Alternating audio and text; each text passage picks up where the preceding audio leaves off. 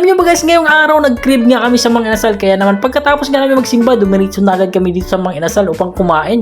Grabe, na-miss ko rin talaga yung only rice ng Mang Inasal, pati yung sabaw nila na medyo maasim-asim, ay grabe. At ayan na nga guys, nag-order na nga ako ng Pitso only rice at Lig only rice kasi kasama ko nga pala yung asawa ko magmukbang dito. At syempre nag-order na rin tayo ng halo-halo para panghimagas mamaya. At ayan na nga guys, dumating na yung order natin, pero bago tayo kumain, magdasal muna tayo. Syempre, at ayan na nga yung in-order natin guys. Ayan yung Pitso wings na only rice. Ay paborito na paborito ko talaga yan kasi medyo malaki-laki at hindi ako nabibitin. At syempre, samahan pa ng maasim-asim na sabaw, bagay sa tag-ulan. And syempre, perfect yan with kalamansi, toyo, and sili.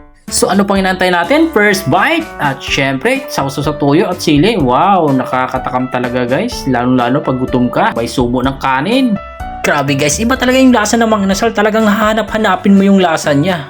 Lalong-lalo na pag nilalagyan mo pa ng chicken oil yung kanin. Wow, mapaparami ka talaga. At alam niyo ba guys, tuwing kumakain nga ako ng Mang Inasal, talagang hindi ako kumakain sa bahay ng buong araw para talagang masulit ko.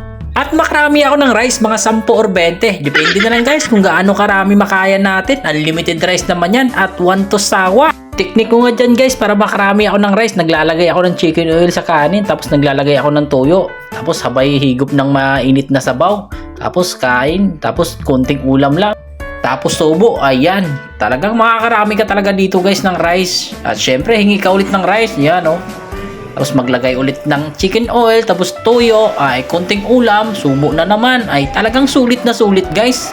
Hindi ko nga alam guys, baka lalugay na sa akin yung Mang Inasal. Tapos syempre pag nabilaukan ka, uminom ka rin ng coke. Ayan, kain ulit. Subo, konting ulam, hingi ulit ng kanin. Tapos maglagay ulit ng chicken oil.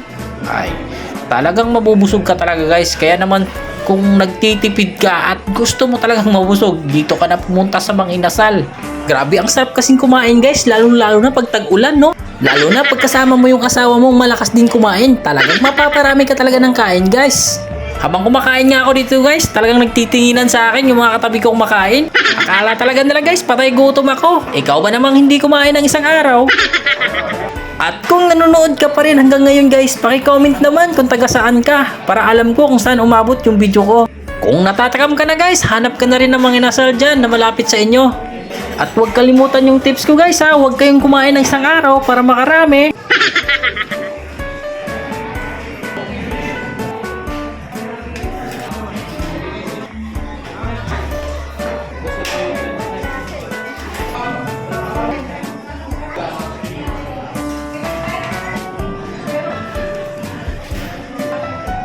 At syempre guys, pagkatapos mo kumain, perfect na perfect din talaga yan pag may dessert na halo-halo.